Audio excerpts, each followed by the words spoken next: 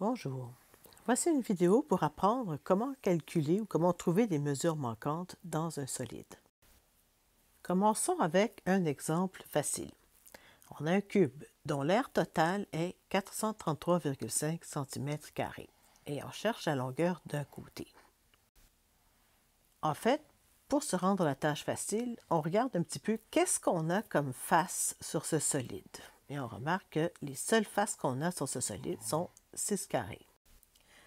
L'aire de ce cube est donc constituée de la somme de 6 carrés. Si on connaît l'aire de 1 carré, on va être capable de trouver la longueur d'un côté. Vous avez bien compris, on va être obligé de faire de l'algèbre. Mais comme toujours, on a appris que c'est plus simple si on fait formule, données et calcul. Alors, on va commencer par poser la formule de 6 fois l'aire d'un carré. On écrit donc la formule qui est R total égale 6 fois l'aire d'un carré, c'est-à-dire côté fois côté. Ensuite, on remplace dans la formule par les données qu'on a. La donnée qu'on a, c'est 433,5 cm². Et là, on se rend compte qu'on doit résoudre une équation. Et on a bien sûr appris à résoudre une équation il y a longtemps. On voit qu'on a une multiplication ici. On va donc diviser des deux côtés par 6 pour se retrouver avec ces deux tout seul de son côté.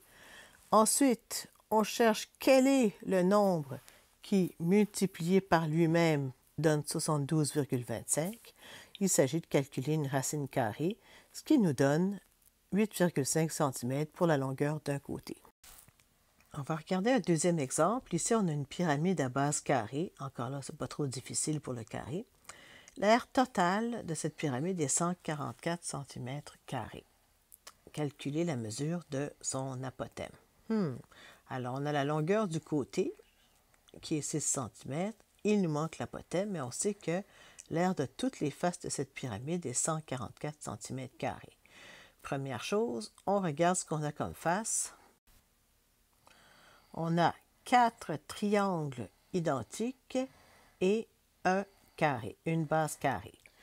Alors, il va falloir trouver la formule pour l'aire d'un triangle et l'aire d'un carré. On commence donc par écrire la formule de l'aire totale d'une pyramide.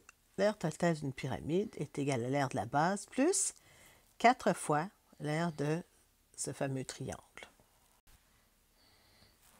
La base étant un carré, on sait que l'aire d'un carré, ça va être côté fois côté. Et les faces latérales sont des triangles, base fois hauteur divisé par 2. On est rendu à la deuxième phase, qui est la phase des données. Alors, on remplace dans l'équation, on remplace par les données qu'on a. On sait que le côté, c'est 6, donc 6 fois 6. Ici, base fois hauteur divisé par 2. La base de ce triangle, c'est 6. La hauteur, c'est son apothème. Ça fait 6 fois l'apothème divisé par 2. Et on a 4 triangles. On va toujours réduire avant de résoudre. Alors, 6 fois 6, ça fait 36. 4 fois 6 fois l'apothème divisé par 2, ça donne 12A. On se retrouve avec une petite équation pas trop compliquée à résoudre. Bien sûr, on veut isoler le terme en A, qui est notre variable. Donc, on va soustraire des deux côtés le nombre 36 pour s'en débarrasser, ce qui donne 108 égale 12A. On se rappelle qu'ensuite, pour avoir A tout seul de son côté, on divise des deux côtés par le coefficient de la variable, soit 12. Et ça nous donne l'apothème égale 9 cm. Bien sûr, on ne pouvait pas passer à côté du cylindre. L'aire totale d'un cylindre est environ 1608,50 cm². Environ parce qu'on arrive dans le domaine de pi, n'est-ce pas? Alors, la question est quelle est la hauteur du cylindre? Qu'est-ce qu'on a comme données? On a l'aire de la base, on a l'aire totale, et c'est tout. On sait que l'aire totale est constituée de deux disques plus un rectangle, mais attention, on se rappelle que la base de ce rectangle-là, ça correspond à la circonférence du cercle. ça va donner la formule suivante. R total égale 2 fois l'aire de la base plus l'aire latérale. Ensuite, nos données ici, c'est l'aire totale est 1608,50. L'aire de la base est 201,06. On a deux bases comme ça. Et on sait que l'aire latérale, c'est la circonférence fois la hauteur. On a un problème parce qu'on ne connaît pas le rayon qui nous permettrait de calculer la circonférence et on ne connaît pas la hauteur. On a deux inconnus. Il va falloir qu'on aille chercher le rayon d'une autre façon. Heureusement, on connaît l'aire de la base. On va donc penser à mon ami Pierre Carré pour trouver le rayon. Ah, mais vous connaissez Pierre Carré. Le voilà, Pierre Carré. C'est celui qui m'aide à calculer l'aire d'un disque. Pi, R, carré. Pi fois rayon au carré. Alors, on y va avec la formule R égale Pierre Carré. On remplace par la donnée qui est 201,06. Et là, bien, on se rappelle qu'on veut isoler la variable R. Donc, on doit diviser des deux côtés par pi, ce qui nous donne à peu près 64 de ce côté-là. Et là, on doit trouver quel est le nombre qui est multiplié par lui-même. Donc, au carré donne 64. Je pense que vous l'avez deviné, c'est 8 cm. Bon, on a trouvé le rayon. On va pouvoir résoudre l'équation pour trouver la hauteur. C'est parti. Ça fait très peur tout ça, mais c'est juste une petite résolution d'équation.